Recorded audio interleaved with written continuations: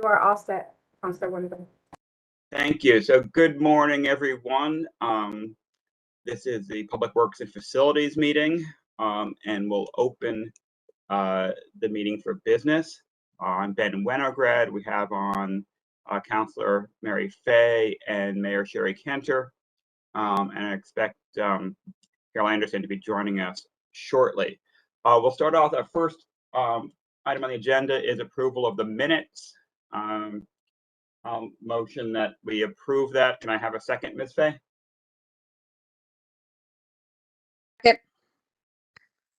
Thank you very much. You got it. Well, minutes are approved, and we'll move on the agenda, the Eagle Scout project by Jacob Mooney. If you can tell us about your project, and you're right, it will share the visuals. And there we go. Thank you.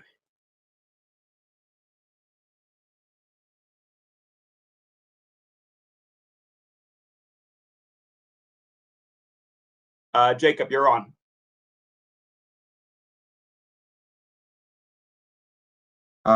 So I want to build a flag retirement fire pit.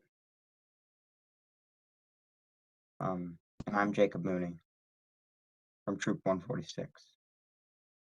Okay, great. Can you tell us a little bit about it? You can go to the next slide.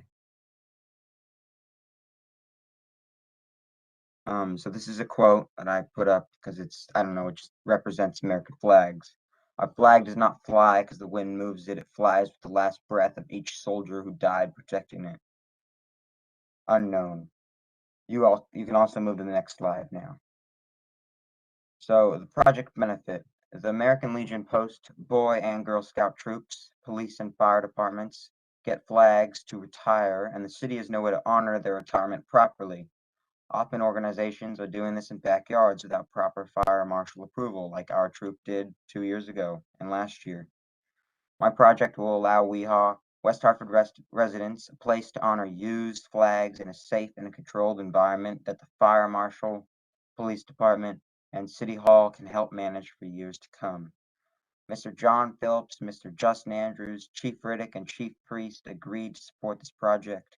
The American Legion Post 96 also supports this project, and I hope the committee will also. You can go to the next slide.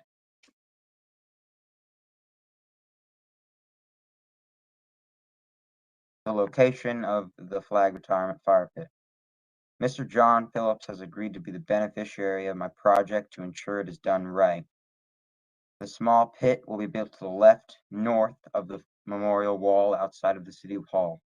The pit will have a locking lid so it can only be used under the supervision and permission of the Fire Marshal's office.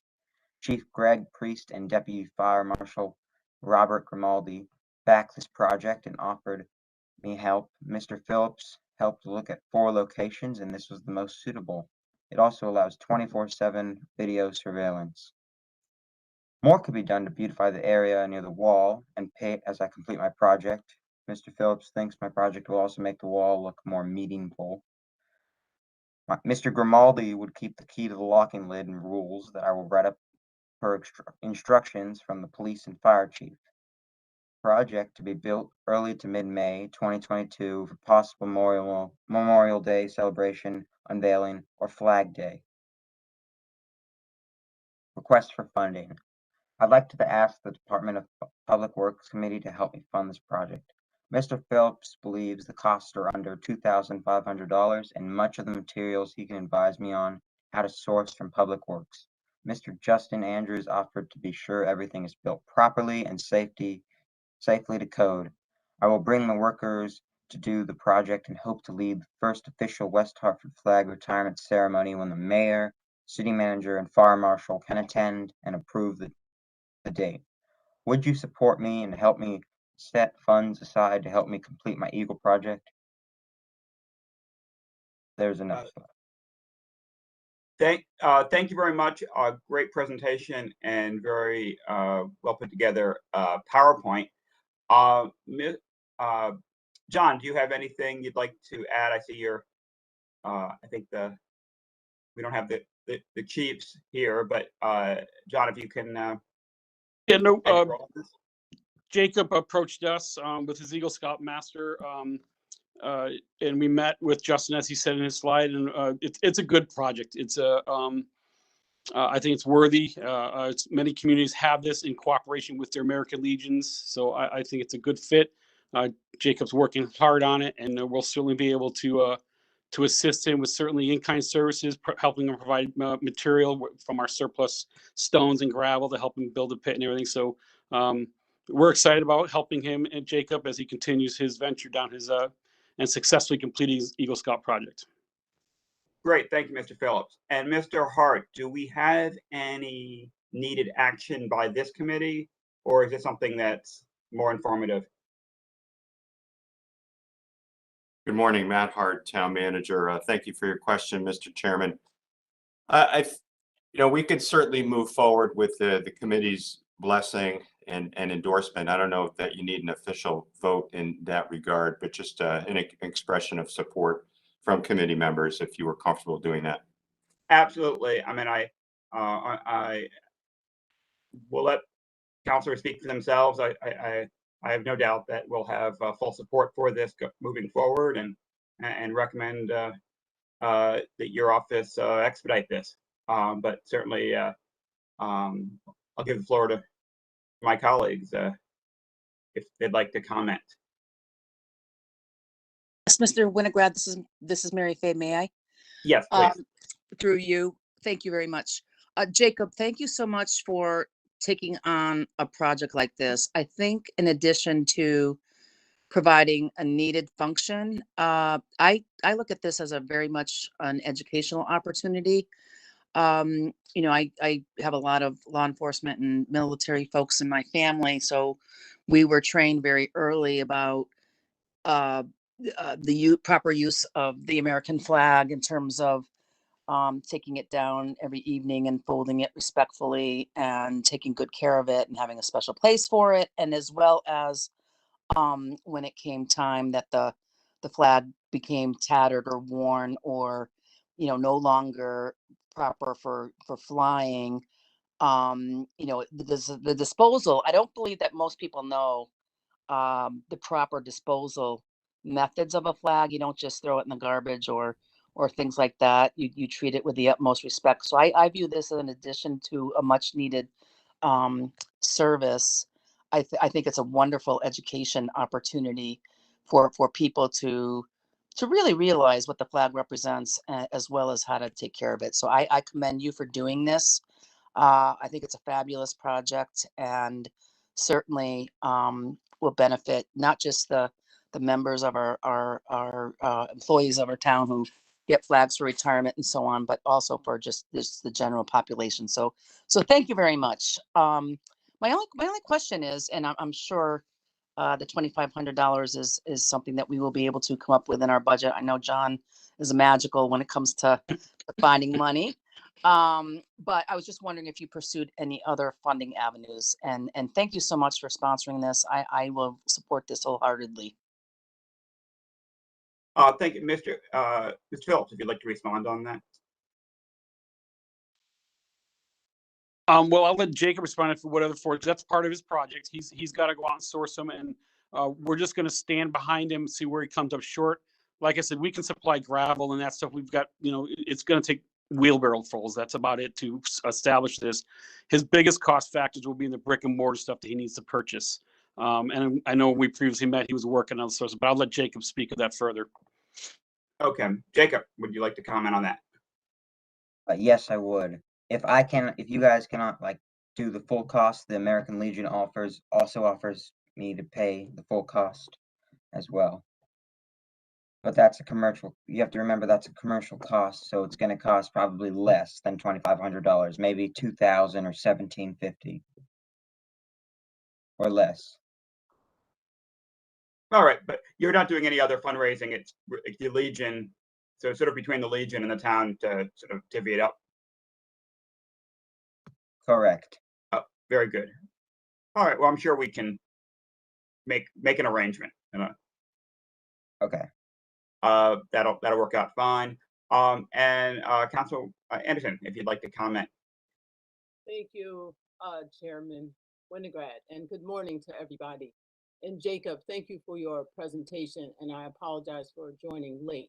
But what a fantastic project, and I commend you for stepping up and taking the lead and representing your young people behind you.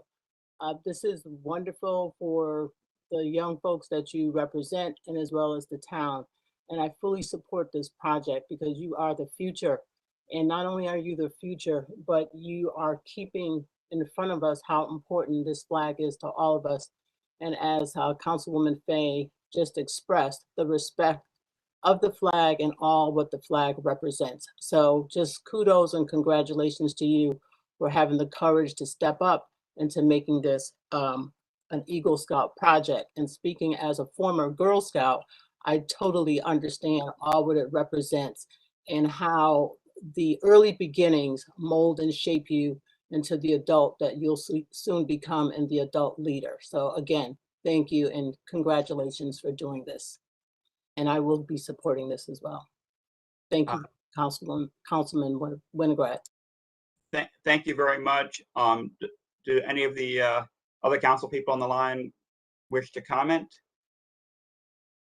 Yes, I'm having some, oh, there we go. Sorry, I'm on my phone because I have to move around a little bit. Yeah, Jason, thank you so much for this. And we had spoken earlier. I was with your, I remember we talked with your mom, who is American Legion officer, and, you know, just has been so helpful to the town in a number of things. So grateful to her. And it's really clear how committed you are and how excited and proud she is actually of you to do this project. So I as everybody has said, I also was a Girl Scout. My dad's a World War II veteran. I understand very clearly the importance and the the gap that we had in actually retiring flags in the correct way. So thank you so much for creating the need and moving forward with the project. And I know John Phillips has been really supportive, and thank you, John, for your work, as well as our chiefs in supporting Jacob in this project. But congratulations, Jacob, and I'm excited to move forward. Thanks. Thank you, Mayor Cantor. And Mr. Gold, I see your video is on. I assume that means you want to make a comment, so please. Thank you, Mr. Winograd, and through you, Jacob. I just wanted to thank you and applaud you for all of your efforts. It's certainly an important function. I appreciate the town staff helping, putting all this together, and I look forward to seeing it created and to its conclusion, so that we have a proper memorial set up in Fire Pit. Thank you. All right. Well, thank you very much. I think that's we've covered all our council people. I'll end just again. Thank you, Jacob, for coming forward with this, for your idea, for your work, and for your perseverance. I know we couldn't get you on our last month's meeting. Thanks for sticking around, and good luck with the project and with the rest of your efforts for your Eagle Scouts. It'll be quite an accomplishment. Well, thank you, Council and Mayor Cantor. Sadly, I have to leave you guys now because I have to go to school. Yay. You won't be missing a great excitement, I imagine. So thank you very much for coming. I know amazingly enough as it is, Public Works and Facilities, it's not the highest viewership we ever get, but it's titillating TV. And but thank you for coming out. Thank you for presenting, and we'll move on to the next item on the agenda. We do have Mr. Hart with some preliminary comments on the ordinance amending the prohibition on overnight parking. And we have materials on board docs that hopefully people have been able to review. But if you can walk us through what your the status of your investigation to date. I would be happy to do that. Good morning, everyone. Again, Matt Hart, Town Manager, and we have invited a number of staff members here today to assist with questions that committee members may have. We're not requesting action today. We wanted to provide you with an update. But we have Mr. Phillips, obviously, Assistant Corporation Counsel, Ms. Latour. We've got Mr. Martin on the line as well, Ms. Gorski, Economic Development Coordinator, all to assist with questions related to this item. So if folks have had a chance to take a look at the memo, we posted in board docs, and it's really just an update to the one that I had originally issued in May. Just decided to take this approach, and I've highlighted some revisions in the text. Recall, the committee will recall, we initially presented the proposed amendment back to the council back in April, and the council referred it to this committee, and we've discussed it a handful of times since that point. And just as a refresher, the ordinance would allow the town manager in his or her role as the legal traffic authority to exempt any street from our current overnight parking ban, which is from 2 to 5 a.m., and establish regulations to exempt residents from the restrictions that are set out in that ordinance. The overnight ban has been in place for several decades, as we've talked about in the past. Moving on to the second page of the memo, we'll all recall that we lifted the ban in the early days of the pandemic, I think in roughly April, May of 2020, acting under the mayor's declaration of emergency.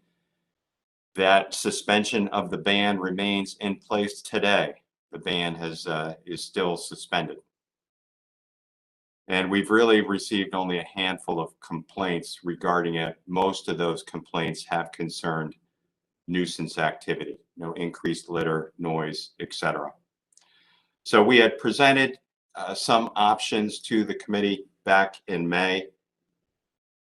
One would be the approval of the proposed ordinance with the establishment of a permit system for residents only for residents, for use on a limited number of local streets within, or we could even limit this even further to a specific geographic area.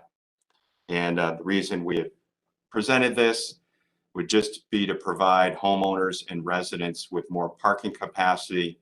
Some of our older apartment complexes in particular have struggled to provide adequate parking capacity for their residents because those complexes were built before the parking factors that we have in place today under our zoning ordinances. They were also built during a time which people owned fewer automobiles. So as this is where I want to spend most of our time today. As you all have requested, we have looked at the feasibility of limiting this option even further, tailoring it even more narrowly to residents of multifamily apartment complexes. So just renters, tenants living in complexes located within a very specific geographic area. And this is the area where we think we have the most acute need. And that's the area that's bounded by Fern Street on the north, Prospect Avenue to the, Prospect Avenue to the east, Park Road to the south, and Troutbrook Drive to the west. So think of that rectangle.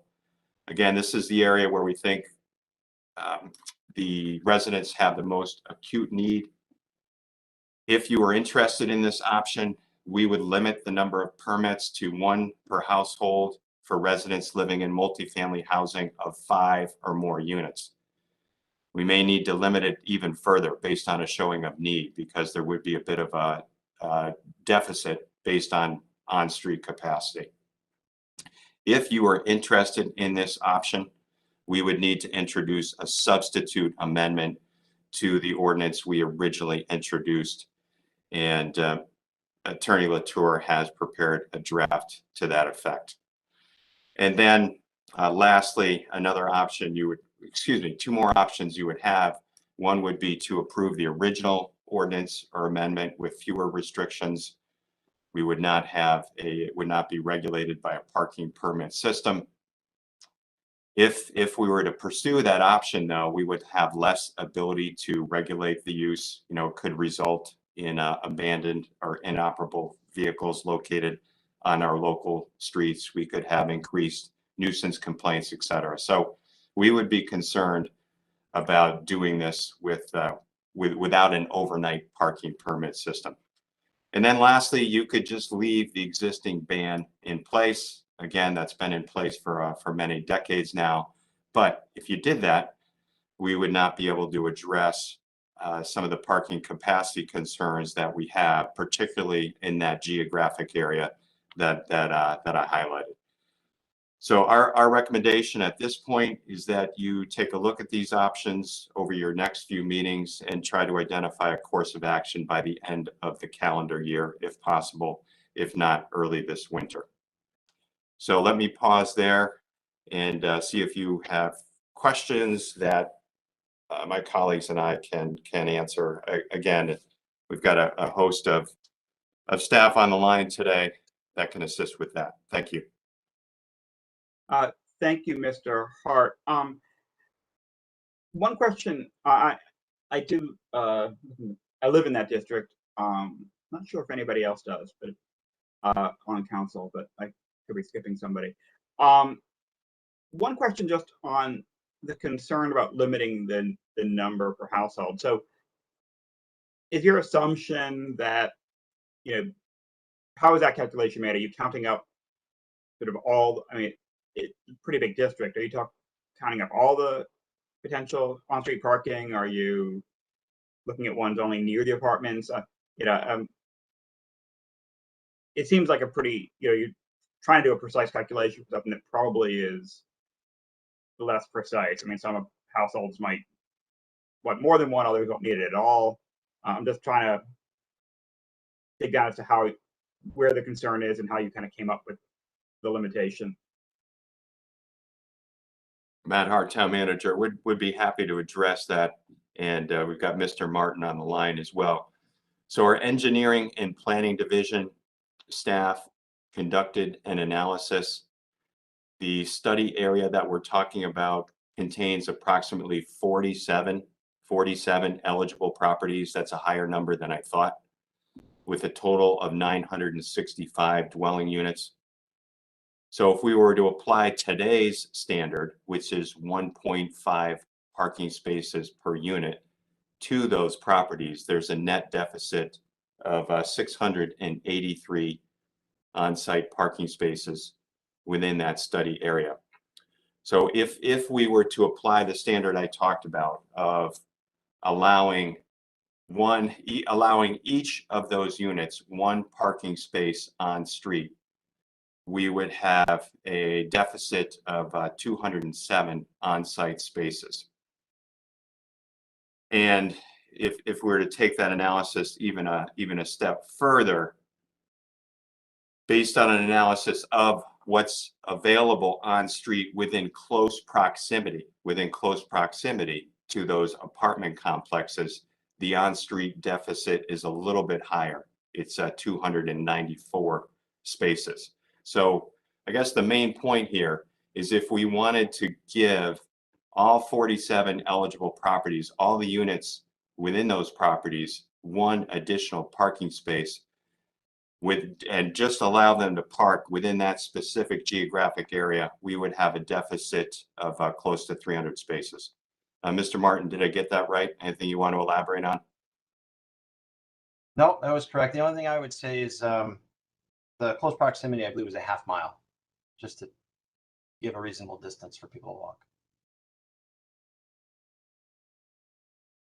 Thank you. Anybody else on the committee like to have any questions? I don't see. Ms. Anderson. Thank you, Mr. Winograd. So my question was similar to what you just asked, and Matt, you cleared it up in terms of the one permit per household. However, it's still not clear to me. So just, forgive me for being foggy, because I'm trying to picture a household of, so husband, wife, and maybe a couple of kids. So I'm not sure. So maybe 2 cars, and then the kid has a car as well.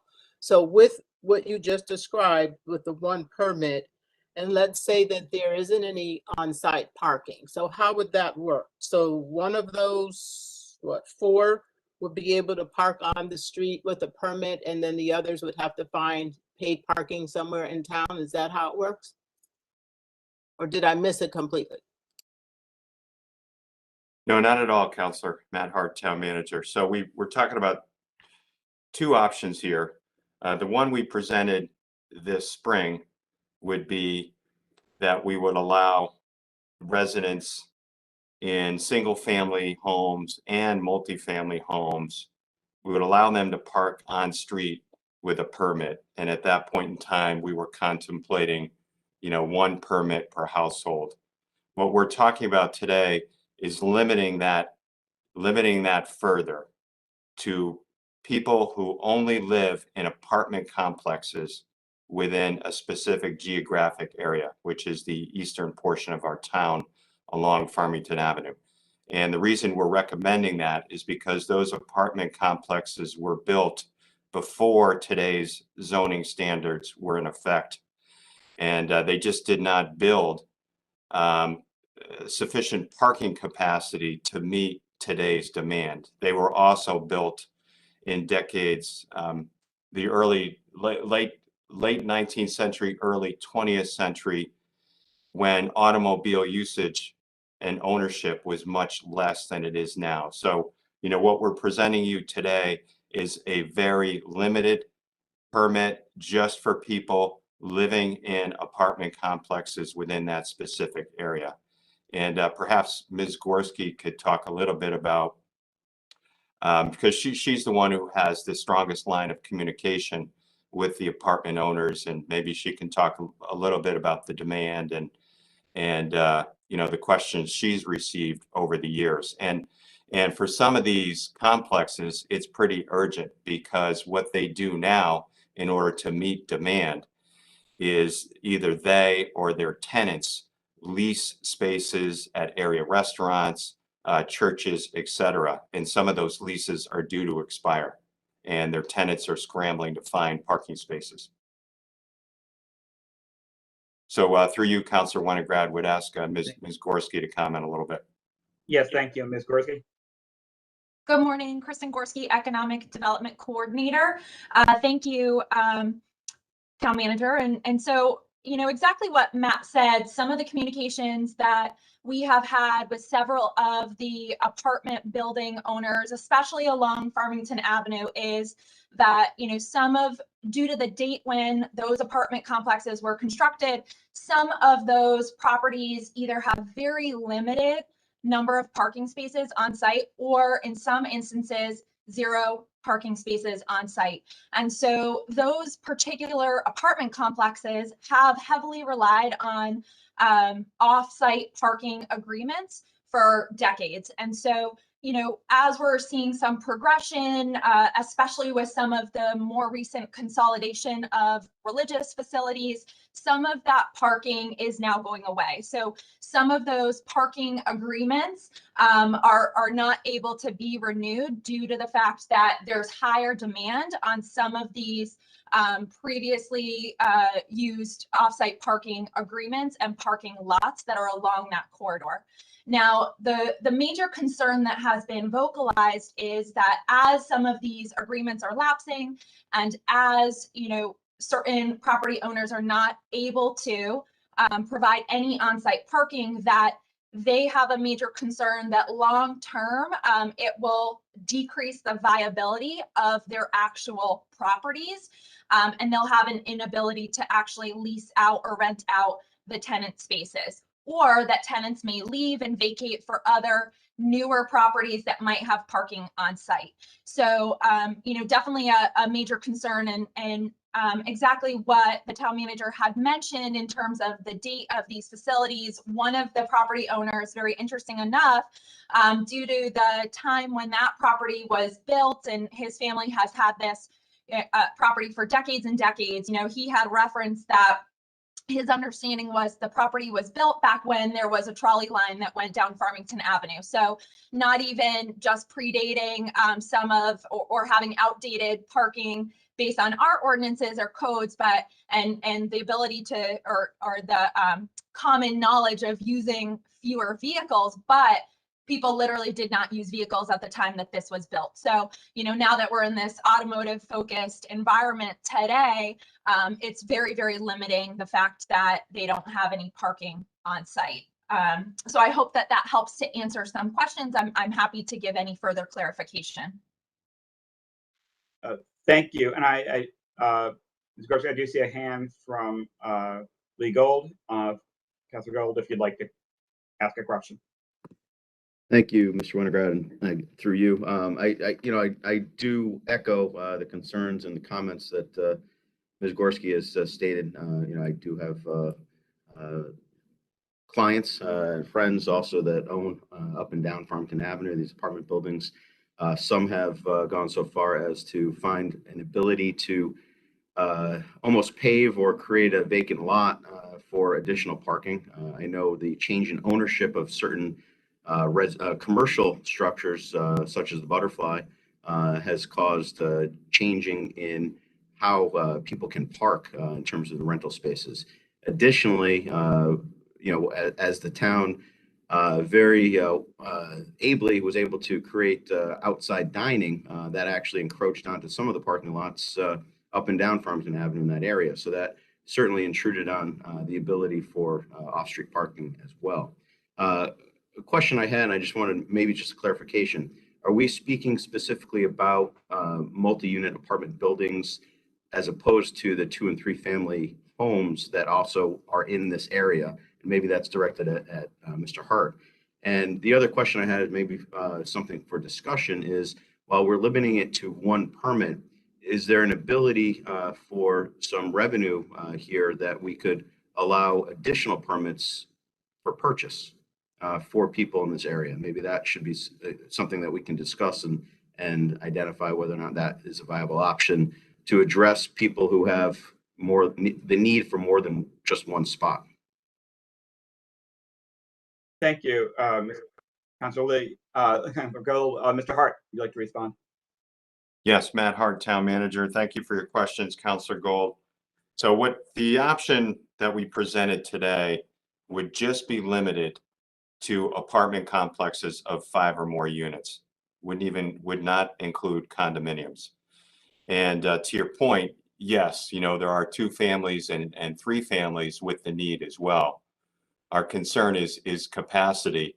Another way to approach this could be to only provide a permit based on some type of demonstration of need.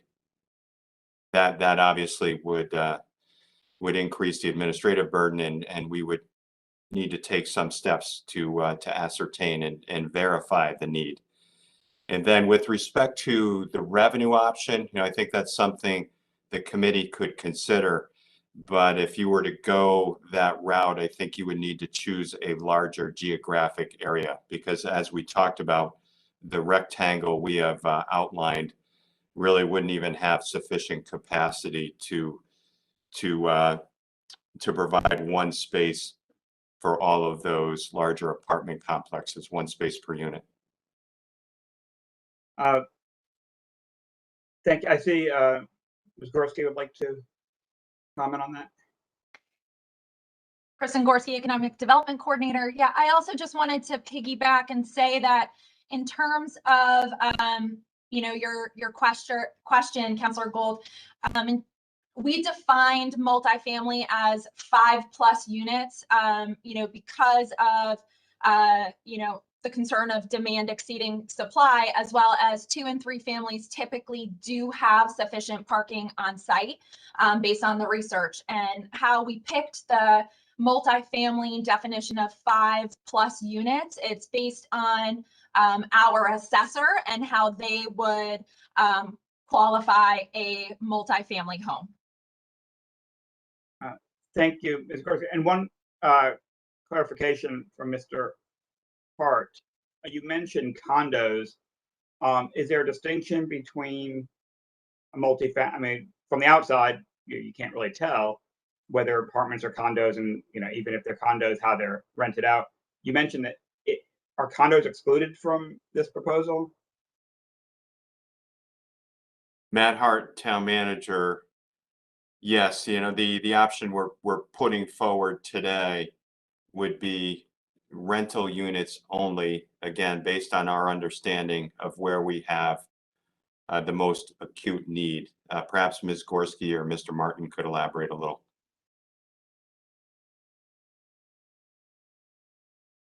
Probably want to take a shot. I mean, because certainly in terms of the apartment buildings, many, whether they're whatever the sort of ownership structure, I know we have investors who are buying up multiple units and then, as condos, but then renting them out. So is it the status of the renter or some other designation we have as to whether things are condos or apartments? I was sort of struggling with the distinction. Matt Hart, town manager. Fair point. We can obtain some additional clarification on that from our town planner. And yes, sometimes you have a conversion, right? An apartment building will convert to condominiums and vice versa. And how would we track that? So I'd like to come back to you with some additional detail. Okay, thank you. Any other council members wish to have any questions on this topic? Obviously, we're not finishing up today. We're still moving forward, but if there are other areas that you think should be explored, would you bring them up and keep the process moving? This is Sherry Cantor, Mayor. Yeah, I just Yes, wanted please. to thank staff for their thoughtful, the really thoughtful analysis of this. This has been a long-standing practice that, this major disruption of a pandemic caused us, to look at more acutely, but we've been talking about this for years. So, I appreciate everyone's looking at this in a really practical way, with the inventory availability, and the quality of life issues. And I think it's a really, this is a very thoughtful proposal. So I'm very grateful for town staff and look forward to hearing more details and processing this further. Thanks. Thank you very much, Mayor Cantor. And if there's nothing else, we'll move along to the next topic on the agenda, communications. I don't believe we have any, which makes that a quick item. Next topic, we have staff reports, and we have public works, and we do have a typically great report on board docs, but John, if you'd like to give us some of the highlights, and then we'll see if we have any questions. Good morning, John Phillips, Director of Public Works, through the chair. Again, like Ben indicated, the report is uploaded. Just like to draw your attention to some department notables. We're finishing up an LED lamp replacement project on Park Road, basically taking the whole honeycomb style headlamps, and they're being replaced with an LED light for better lighting, more efficiency, a part of our energy programs that we work collaboratively with Catherine Davinian on those projects. We're outside of our normal routine maintenance, which we're keeping up with, really just priority drainage maintenance due to Lorraine, a lot of MS4 work. And we have an uptick in failures, if you would, both whether it be our failures, a town infrastructure, or an NDC. It takes investigative work to find out who makes the repair, but we're going through those processes. News is on every day about car shortages and vehicle shortages. We're feeling that pinch as well. We did place 2 new police cruisers in the fleet this past week. Those cars, just for note, were purchased back in, I believe, March or April. So it took a long time for delivery and get them on the street, but we'll continue to experience that kind of lag time until the car industry gets straightened out. We had a very successful household hazardous waste collection this past Saturday, over 550 cars. By the best we could tell, the vast majority, and I would say probably higher than 90% of the cars were West Hartford residents, and we actually received some positive social media feedback on the efficiency and the opportunity to dispose of that type of waste. We are trying to plan a paper shredding for the end of sometime during fall, hopefully end of October, but we don't have a date determined as of now. Just normal, still recruiting for our open positions are ongoing and moving through. Other special note that is probably I want to draw your attention to the cemeteries on October 9th and 10th. We're working collaboratively with the Connecticut State University, a professor, Matthew Hauser. He's a PhD professor of history at CCSU. It's a program in our old cemetery to study the history, work on and train up volunteers on conservation and educate them on how to conserve the tombstones and the age and some of the older ones that date back hundreds of years. We're partnering with Noel Webster House, the Connecticut League of History Organizations, Connecticut Gravestone Network, Hartford Public Schools, and the Witness Stone Project. So we're excited about that. Again, it's mainly through the university. We're just providing the location and the cemetery to do their great work on the weekend of October 9th and 10th. And if you have any just further questions on any other details of the report, I'd be happy to answer them or provide any information for next month's meeting. Thank you very much, Mr. Phelps. Committee members, does anybody have any questions on this report? I don't hear any or see any.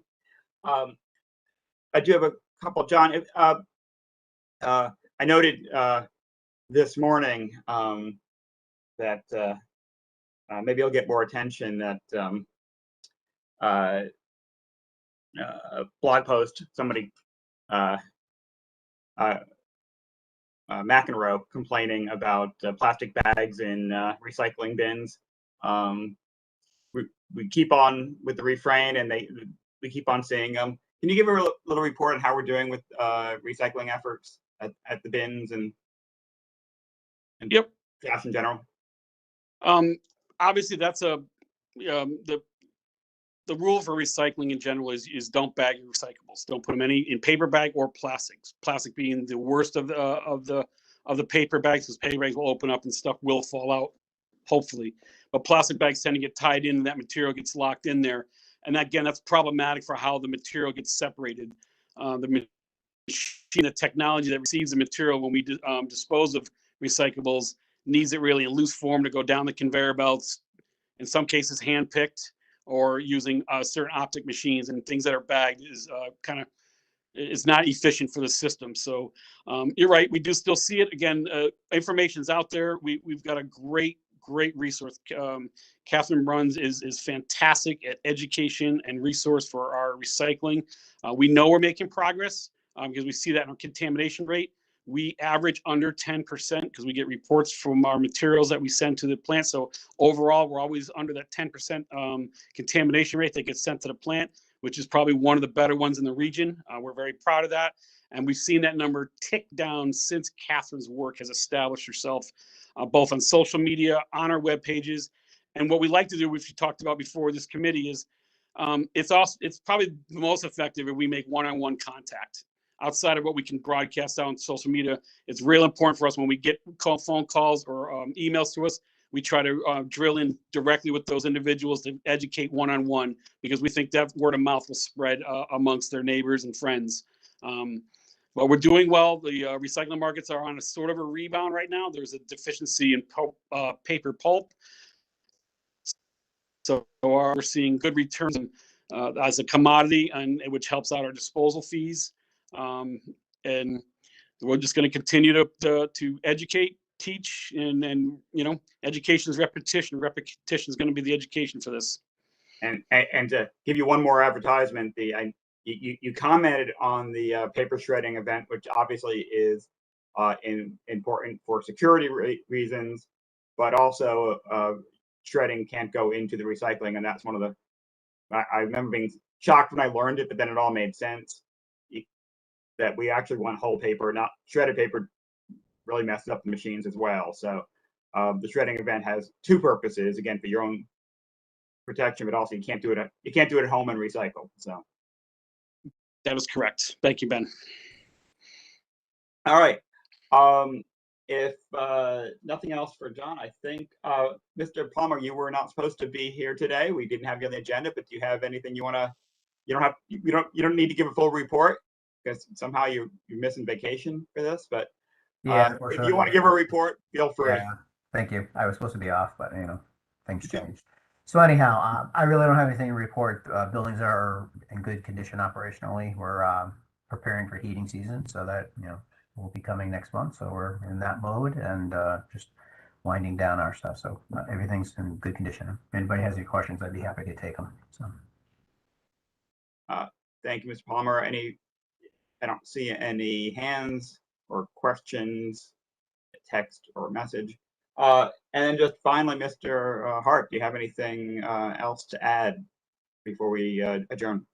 Just a few additional items. I want to thank you all for your time today and the staff members, their participation as well. The town's purchase of the former St. Bridget School, we're completing the closing. I think there's just one or two steps remaining. I believe we wired the money yesterday, but we are very close, if not already, to having possession of the title, which is great. So our next step would be to conduct a feasibility and architectural study of the existing facility. We are going to recommend to our Human and Community Services Committee that the council establish something of a task force or a citizens advisory group to assist us through the design process. And that group would be comprised of representatives from applicable advisory committees, library board, et cetera, as well as some citizens at large. So we think a citizens group could provide us with some very valuable perspective and insight as we go to design a new facility. And I'd like to thank Mr. Palmer for his efforts to date with that project. He's done a lot of work, and he's a key reason. His work is a key reason why we are where we are today, which is great. And then I also would like to touch on the fact that Mr. Palmer and Mr. Phillips have been working on the architectural study for the Brixton Street complex. I think we should provide you all with an update in the coming months. And as part of that, would even recommend a tour of the facility. That's something you may want to do with the new council, but we think that would be really helpful to have you on site so we can show you what we're talking about and what the study's findings are. I think it just would be more valuable to actually see the facility in person if you have not had an opportunity for a tour as of yet. And that completes my report. Thank you. Great, sounds great. If there's no objection, we'll take an adjournment. But before we do that, just want to preview upcoming attractions. If anybody's watching, on streaming, tomorrow morning we have the Community Planning and Economic Development Committee meeting also at 8 o'clock. So that will be another exciting meeting. So hopefully people want to tune into that one tomorrow. But other than that, we'll adjourn this meeting and thank everybody for coming today, for great presentations, and for anybody watching at home.